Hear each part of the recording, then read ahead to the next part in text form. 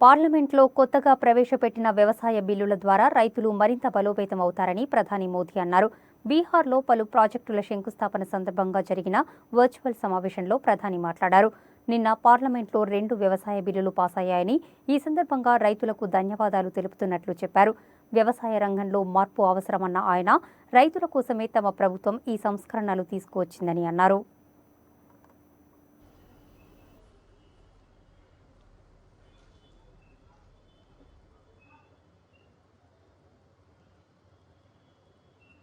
अब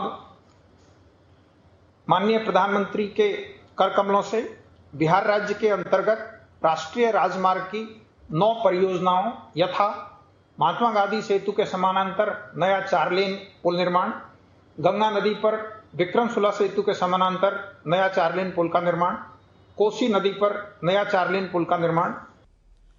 साथियों, आज का दिन बिहार के लिए तो अहम है ही, ये पूरे देश के लिए भी बहुत बड़ा दिन है।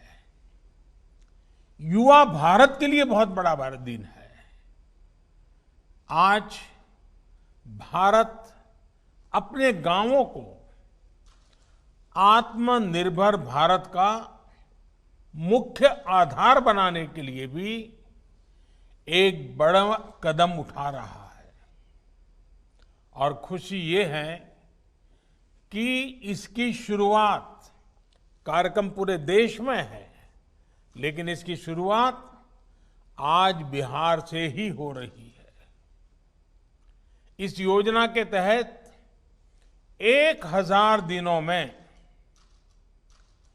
देश के 6 लाख गांवों को ऑप्टिकल फाइबर से जोड़ा जाएगा। मुझे विश्वास है कि नीतीश जी के सुशासन में दृढ़ निश्चय के साथ आगे बढ़ते बिहार में इस योजना पर भी तेजी से काम होगा। साथियों, भारत के गांवों में इंटरनेट का उपयोग करने वालों की संख्या कभी शहरी लोगों से ज्यादा हो जाएगी, ये कुछ साल पहले तक सोचना भी मुश्किल था।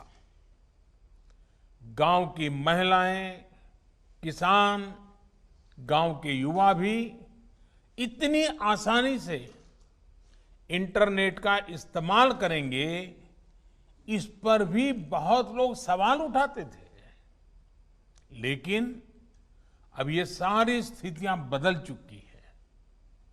आज भारत डिजिटल ट्रांजैक्शन करने वाले दुनिया के सबसे अग्रणी देशों की कतार में है। अगस्त के ही आंकड़ों को देखें, सिर्फ अगस्त के, तो इस दौरान लगभग 3 लाख करोड़ रुपए का लेन देन यूपीआई के माध्यम से हुआ, मोबाइल फोन के माध्यम से हुआ।